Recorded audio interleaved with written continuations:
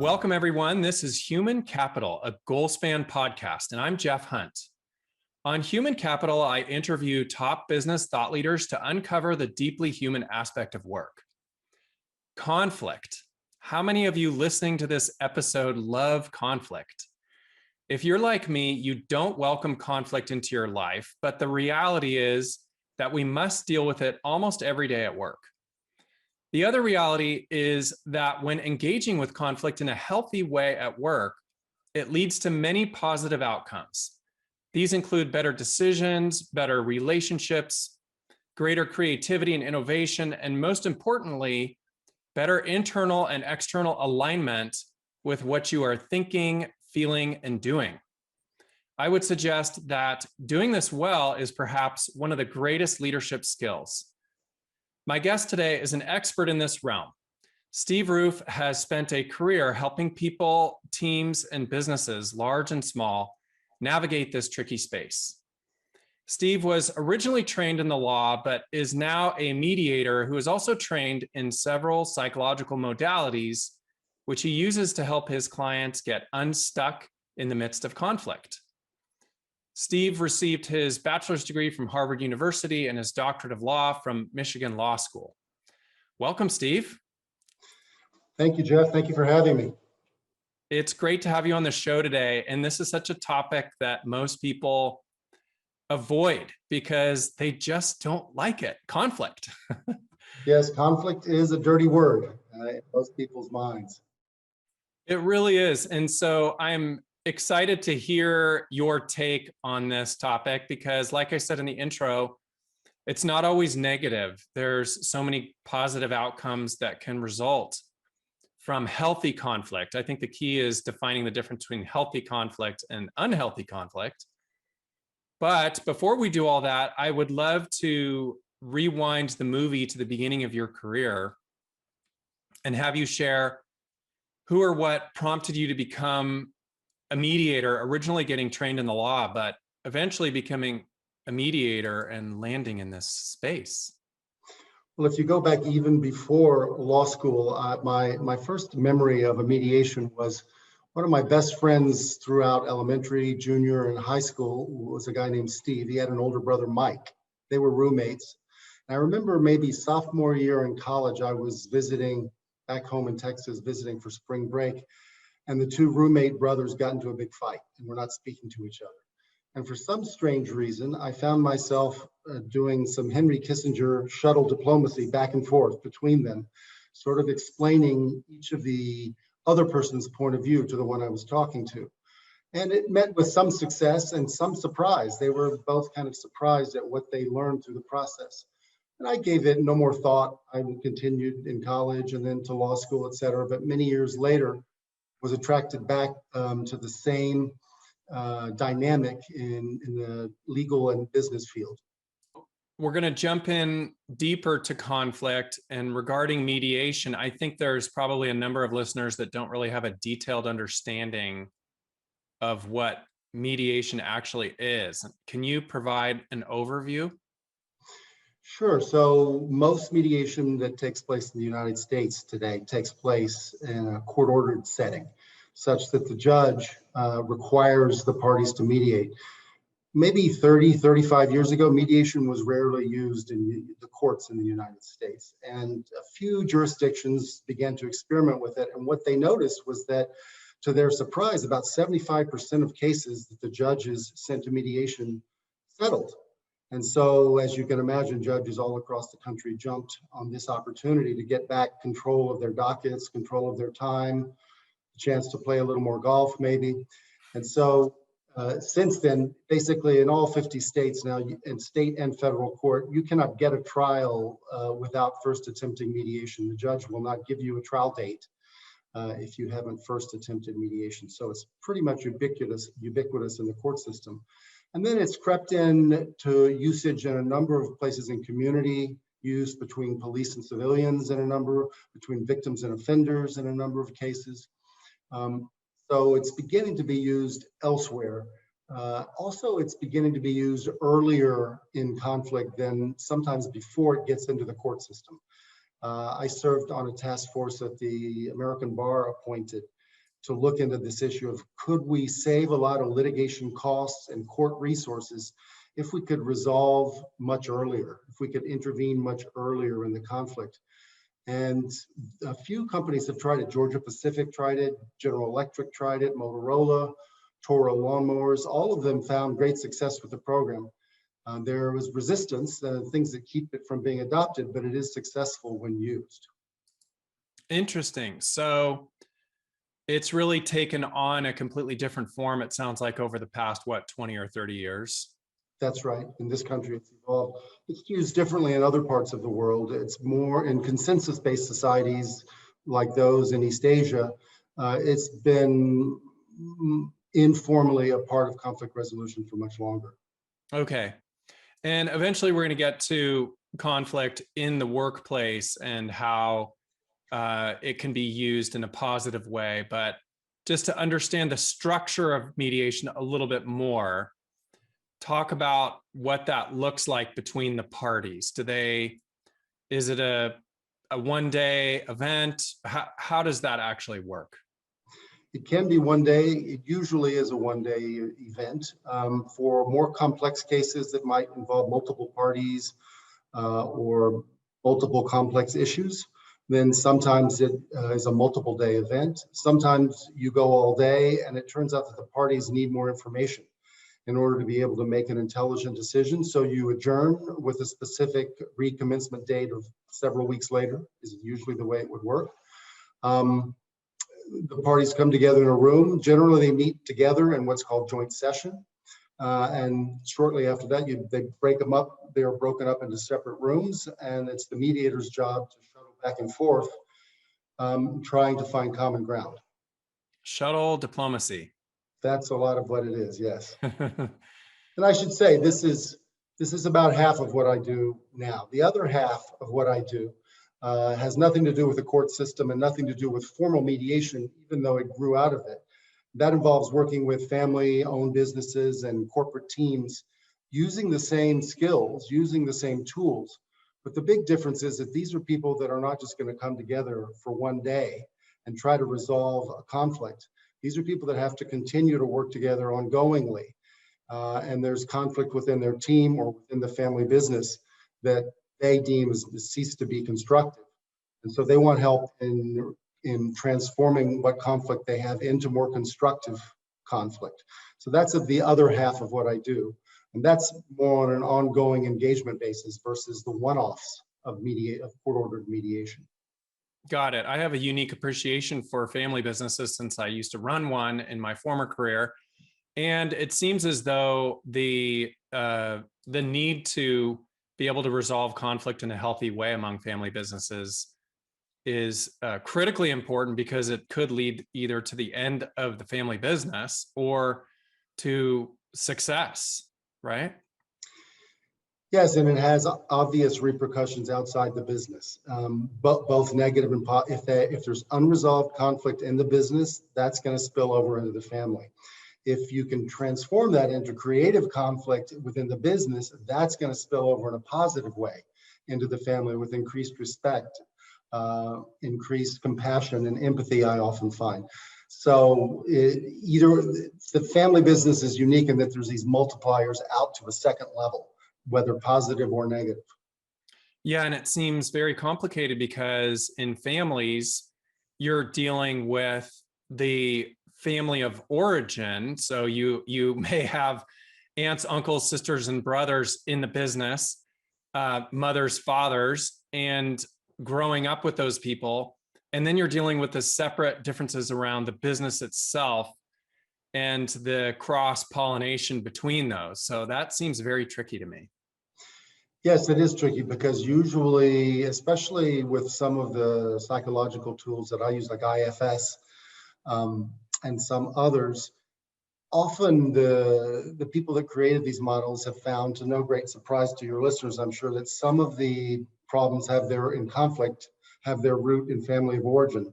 So if the conflict is playing out today between two siblings in a business really has its root 20 years ago, and the resentments have built up from unresolved conflict that's old and embedded, it's again a magnifier effect. It's dragging them down both in their family relationship and their business relationship. If you can resolve it, they're freed of that problem in the business relationship and the family relationship. So once again, it has this multiplier out to a second level. Yeah, it seems as though in some cases you may actually not be dealing with the primary conflict at hand. It's something that's cumulative from the past that is amplifying the conflict in a way that it wouldn't be otherwise. Is that kind of what you're saying? It can get very complicated, especially where you have multiple generations involved, because the parents that are in conflict with their adult children in the business may well be the ones who installed the buttons that they are then pushing, right? They are the ones that sometimes created these patterns in these kids. So that gets quite complicated at times. When do disputes actually end up coming to you? Well, it depends. I sort of divided my work into two halves, right? The stuff that's court ordered, and that which is more working with family business teams or corporate business teams. Most of the latter category, I'm working with people in the aerospace industry because that's just the field that I practice law in for many years. And so that's where a lot of my expertise and experience lies. So for that category, I would say it is changing in that people are coming to me earlier and earlier because they recognize the value in intervening before things get destructive. On the other side, on the court-ordered side, they usually come to me when the judge sends them. You mentioned earlier your work includes one-day mediations and also ongoing work with your clients. How do these two different approaches, how do they differ from each other? Well, in the one-day mediation experience, this is probably the only time these people are ever going to meet. Sometimes in aerospace, the players are quite large and there's not that many. For example, there's only a few large commercial jet airframe manufacturers in the world. And there's only a few companies that make the engines for that aircraft. So those people are kind of a hybrid. They're kind of like a family business in a way. They have to figure out a way to resolve their dispute and still stay friends because there aren't enough other suppliers in the world for them to do business with. But most of the other ones, if they're not those mega players, they're smaller players, they won't do business again because of this conflict. So they just want to get in, get a resolution, and get out. So I find them less motivated to look inward, to look at themselves, to look at their own role. They don't see this as a leadership challenge. They see this as an obstacle in the road to be removed. On the other side, when I'm working with corporate teams or business or teams that are not a family or non-family, there's usually a higher level of motivation. They've committed to come to me more often. There's usually more pain involved that's motivated them to come, not just the pain of litigation, but the pain of having to work with people that are not getting along. So that motivational level, I find, causes people to be much more willing to look inward, to try to see what are the real dynamics here and how do we get through to where we can co-create again or co-create better. Whereas in litigation, people are not looking to do that at all. They just want to settle and go home. I would love for you to share a little bit about this IFS model and maybe remind our listening audience what it is. Sure. So we're all familiar in this culture with being asked for an easy question. For example, what do you want for dinner? Well, part of me feels like Italian, but I don't know, part of me feels like Chinese. So this recognition that we have various interests within us, interest groups, parts, whatever you want to call them, and we have different impulses. And I hear the same thing in the mediation room. Part of me wants to just settle this damn case and move on. And part of me wants to punish this son of a bitch for what he did to the company. Well, those are strong pulls in opposite directions. And so what we do in IFS is we recognize the validity of both of those points of view. Both of those points of view have a lot of value. We don't lose that, but we don't necessarily want to let either one take over because that might not lead to the best and highest decision, the best outcome. So what we try to do is hear from all the voices, but get taken over by none.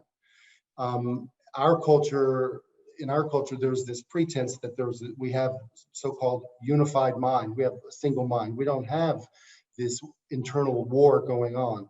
We disguise that because it's vulnerable to expose that we have that.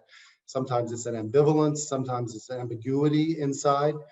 So to protect ourselves, we cover that up. But if we slow down and look inside, inevitably we find that we have what in IFS we call these polarizations, these pulls in different directions. And our job is to listen to each of those voices, but don't let any of those voices drive the bus. And often, like everyone's familiar with either from themselves or from someone they know with this notion of someone losing their temper. Well, that's someone getting taken over by a part that's very angry about something.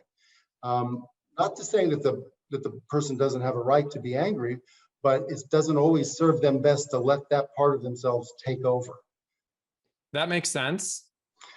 Yeah, and so what happens when the person loses their temper and this part takes over, and that's the part driving the bus, as I say, what we want to do is what we call unblend, which doesn't mean to get rid of this part. It means just to get some space, to get it to step back so that we can step back into the leadership role. Our true self can step back in the leadership role. We can hear from that part that's lost its temper. We can hear from another part that maybe had its feelings hurt by whatever happened. We can hear from yet another part that is upset at the part that loses its temper and says, "You always embarrass us like this." We can hear from everyone. And then we have a little bit of silence and space, and we can think and decide, here's how I want to respond. So it's this act of unblending that's central to the work that I do when people are hijacked by part of themselves during the conflict process. And it sounds like what you're saying is that inside each one of us, we actually have this strong internal leader that doesn't have to go to extreme places. And sometimes we are taken over by these extreme viewpoints, which may be polarized. But ultimately, if we can listen to what's going on internally to these various parts of us, we can really enter into conflict in a healthier way rather than this extreme unhealthy way. Is that right? That's right. And to those of your listeners who are familiar with any kind of systems theory, this is a systems theory model. And the model, as I was listening to you, I was realizing everything you said applies at the next level out also.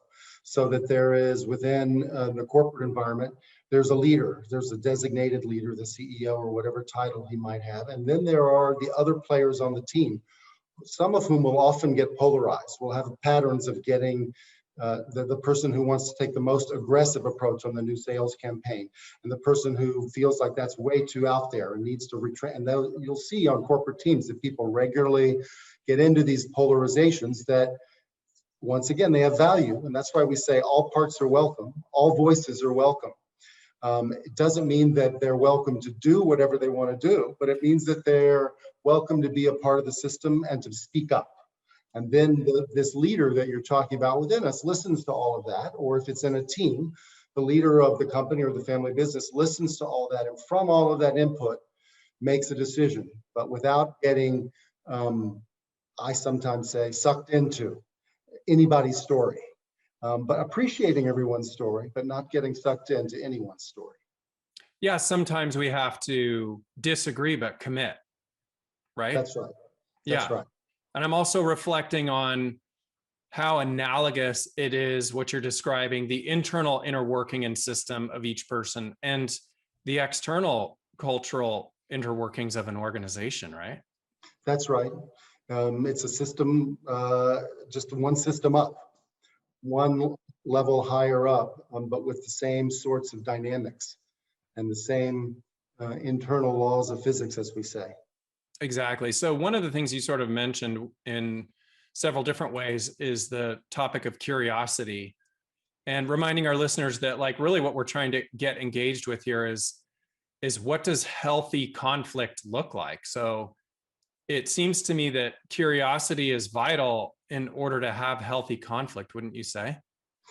Yes, and when I'm working with corporate teams, one of the questions I ask when I do a breakout session with an individual is, so the other person with whom you are regularly in elevated conflict, heated conflict, do you have any curiosity about what is driving them, how they came to that point of view?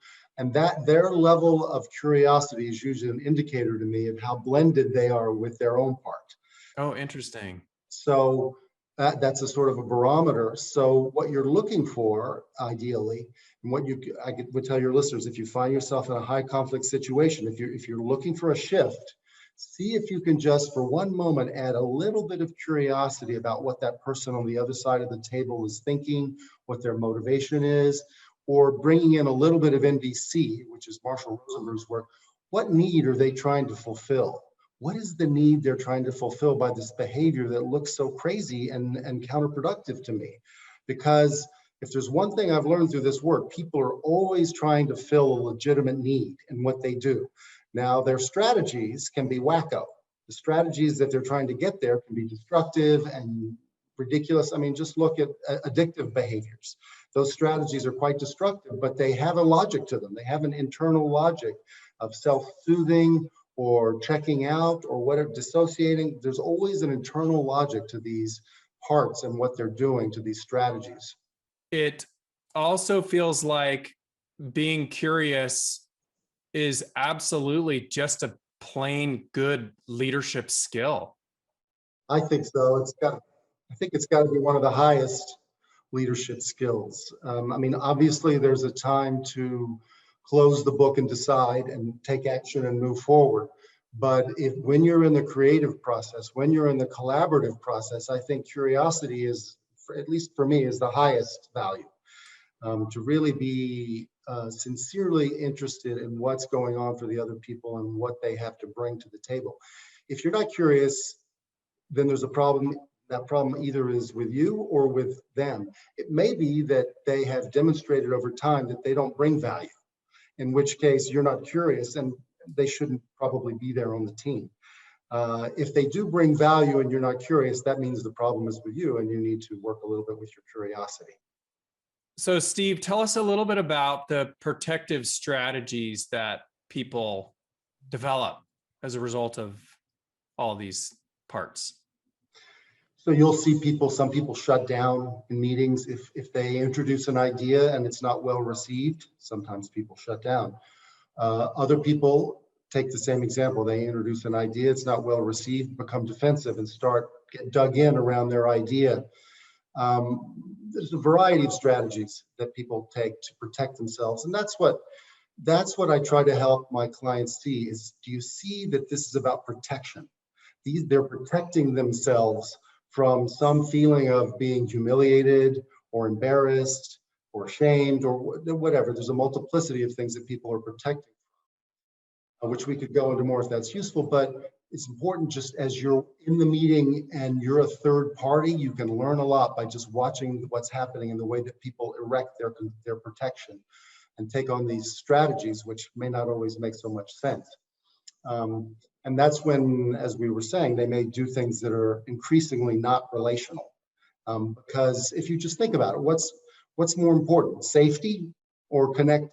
Safety is always first, right? You've got to make sure that you're safe yourself before you're then able to establish connection with another. So people are reluctant to acknowledge this truth, but the truth is that in business meetings, emotional safety gets threatened frequently. This is a common thing in the human experience. And people are reluctant to admit that because it's just too vulnerable. But the vulnerability is often where the real juice is. If you can get to the juiciness, I mean, the bigger the conflict, I see big conflict as juicy. This tells me, look at all this passion in the room. Look at all this energy in the room, just ready to be directed in a constructive way. So very often what happens is either in a session together or session one-on-one with me, we're able to get below the surface of the protection to what it is that they're feeling below that, the vulnerability, the fear of being shamed or whatever else.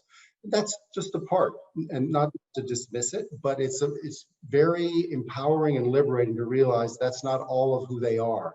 That's just a part that holds that experience from some time in the past, and it doesn't need to run the show. There's someone bigger and more grown up here to run the show.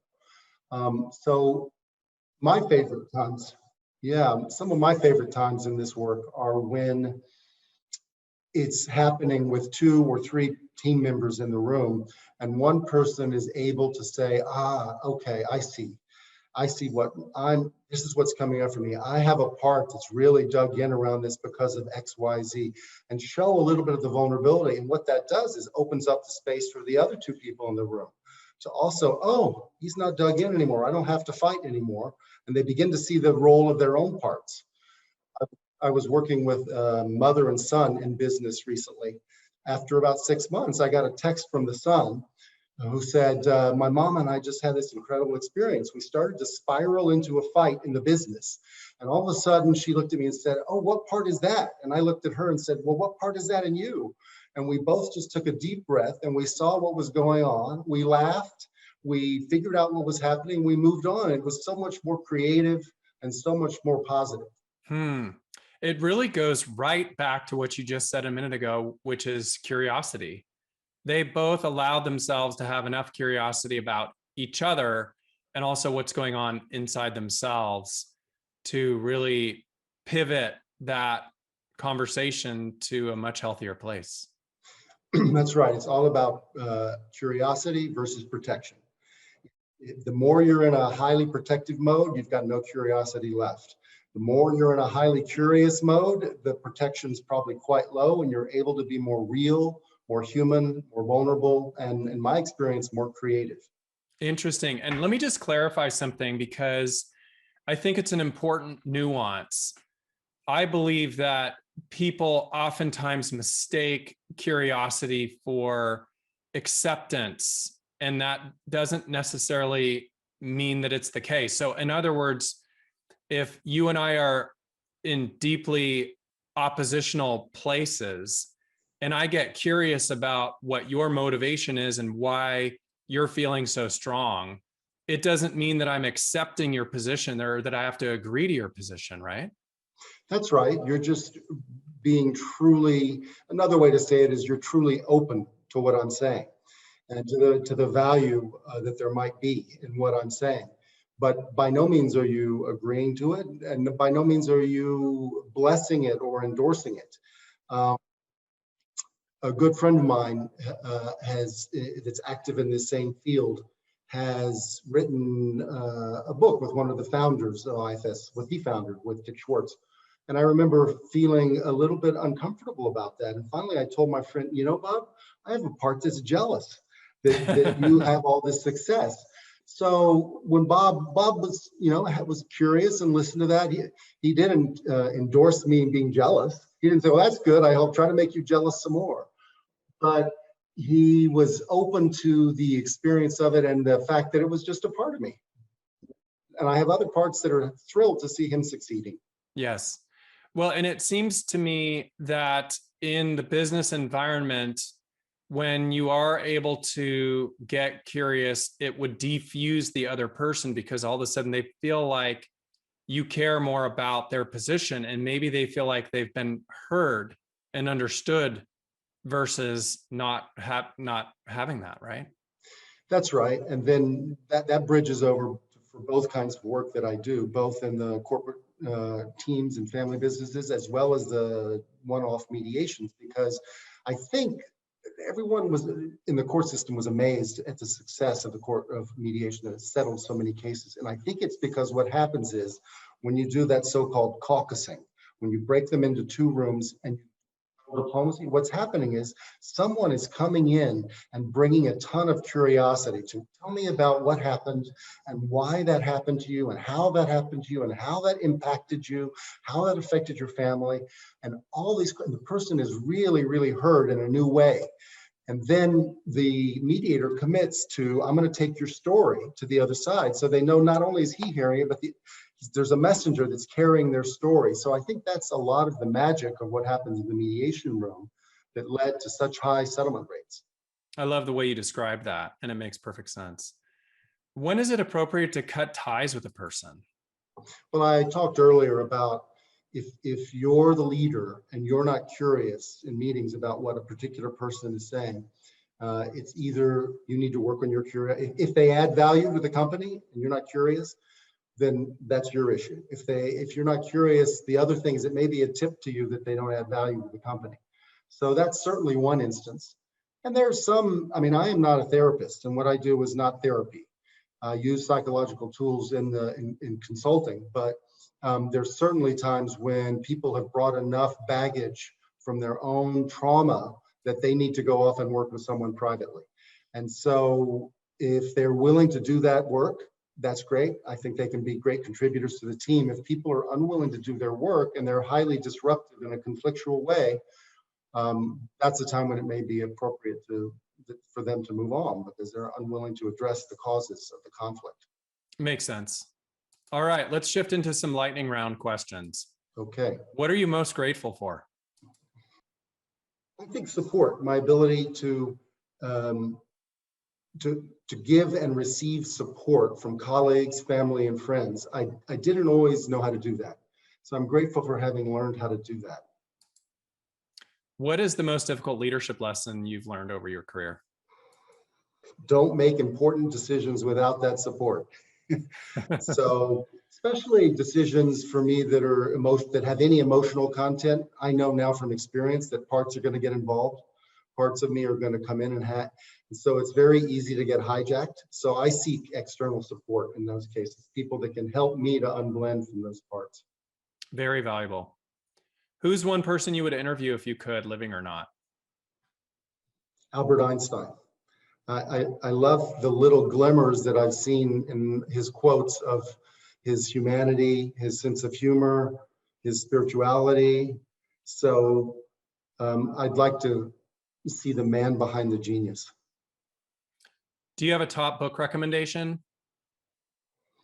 Thomas Kuhn, The Structure of Scientific Revolutions, completely changed the way that I see paradigm shifts. It was a very controversial book when it came out in the 60s, but is now pretty much accepted by many in the scientific community as being accurate in how it describes how paradigm shifts happen. So it's a great book that deconstructs transformation. What's the best piece of advice you've ever received? Check to see if I'm blended before I speak. That means taken over by a part. It's drinking your own Kool-Aid right there. That's right. So Steve, what's one or two important points you would like our human capital listeners to take away from our talk today? When you're in a situation where folks on your team are in conflict, and that involves you or doesn't, try to look to see what is, and this is the curiosity again, be curious about what is the need they're trying to fulfill by what they're doing. And the second piece would be what we call the U-turn. Look at yourself and ask the same question. What is the need that I'm trying to fulfill by what I'm doing? Who's driving the bus here? Who's in charge? Asking it on the outside and asking it on the inside. So that's the Y-O-U turn instead of the U-turn, right? That's correct. A U-turn. That's great. Well, we call it a U-turn to return. So you do the U-turn first so that you can return to the outside. Fantastic. Well, this has been some great wisdom. I've loved our conversation today. Thanks so much for coming on the show. Great. Well, thank you for having me, Jeff. Always good to see you. Thanks for listening to the show this week. We release a new episode of Human Capital every other Tuesday. I would love to know what you thought of this episode, so please email your comments to humancapital@goalspan.com. Human Capital is produced by Goalspan, a performance management technology and consulting company. Subscribe wherever you get your podcasts, and please share this podcast with your colleagues, team, or friends. Thanks for being human, kind.